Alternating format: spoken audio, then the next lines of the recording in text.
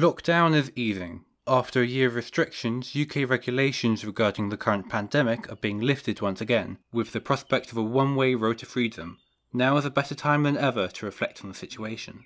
From my perspective as a self-proclaimed terrible amateur wildlife filmmaker, this is my take on how our relationship with the natural world has changed in the face of a pandemic. Perhaps one of the first things that comes to mind when talking about wildlife under lockdown are the urban invasions that were made so famous by the internet. Here is a handy guide to the natural curiosities in the places you couldn't visit. In the UK, hedgehog sightings became a more common occurrence, and who could forget the Kashmir goats of Llandudno?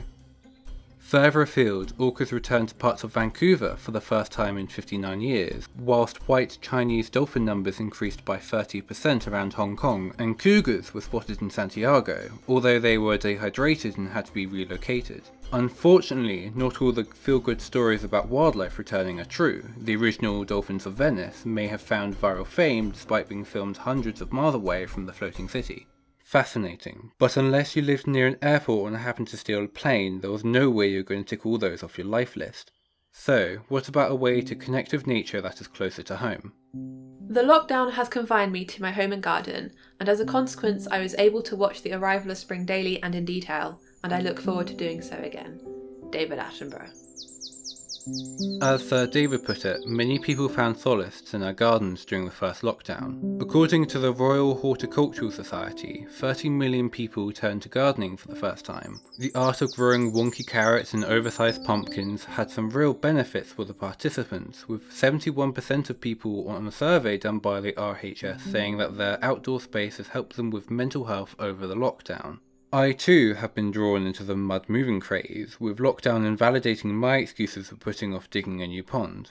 Let's just say our local birds have benefited far more than my dad's back. Gardens weren't the only way that people could experience nature. Unless they were shielding, people were allowed to leave their homes once a day for an hour's worth of exercise. After initially closed, Warnham Local Nature Reserve, my not-so-local preferred filming spot, reopened in the most COVID-secure way possible. Hide closed, one-way system implemented, coffee shop turned outdoors takeaway.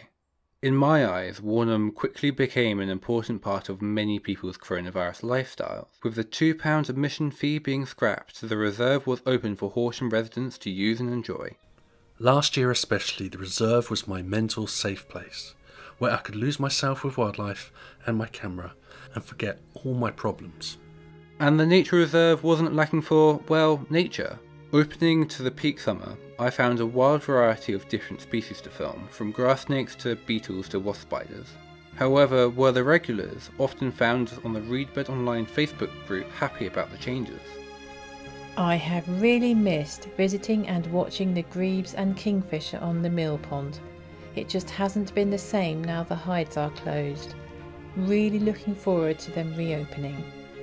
That is a fair point. To many of the photography community, the main attraction of Warnham are the hides. Two of them were still open during the pandemic. The open-backed bullfinch and water rail hides gave access to feeders in a pond respectively. However, the majority had to close down, and for some people the hides used to be a place to sit and slow down. People used to travel for miles to visit the mill pond and catch a glimpse of the notoriously over-photographed kingfisher. The bird's an icon, a superstar of the reserve, but other than a rare chance encounter, the thing was barely seen over the year. It was a part of people's lives, an important connection to nature that was sadly removed.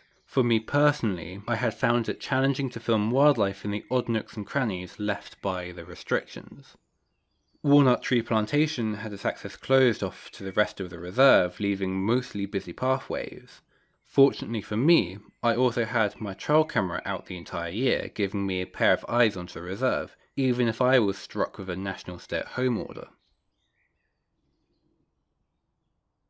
I wasn't the only one creating nature-related digital content during lockdown. The Sussex Wildlife Trust, for example, utilised a website and YouTube channel to stay connected with the community. Straight away, we put together a daily diary of observations that I was seeing just here in my back garden. To a lot of people's children, like Michael Blencowe was, his diary became an important part of their daily routine. And that went for 100 days. I didn't think I'd get that far, but 100 daily diaries took us all the way to the end of the first lockdown. It was amazing what I found too. I had no idea, for example, that right next to my kitchen fridge here, a few steps over the neighbour's wall, there's a whole family of foxes. It wasn't just written word, but videos too. My role for much of the year involved producing wildlife-themed video content and activities for Sussex Wildlife Trust in their communications department in order to help people go wild at home. On the positive, utilising online mediums allowed us to reach a much wider audience.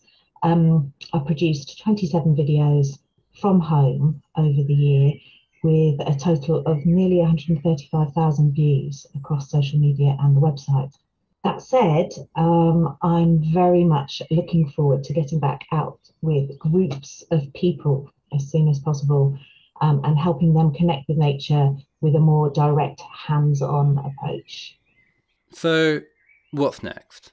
Surveys give a positive indication for the future, with the National Trust reporting that interest in nature has risen by a third. 55% of adults are planning on spending more time with nature after lockdown, which can only be a good thing for humanity's connection with the world around us. Hopefully, the likes of Warnham and the Sussex Wildlife Trust can run again on all cylinders soon, with the diaries and videos created today as a time capsule for decades to come.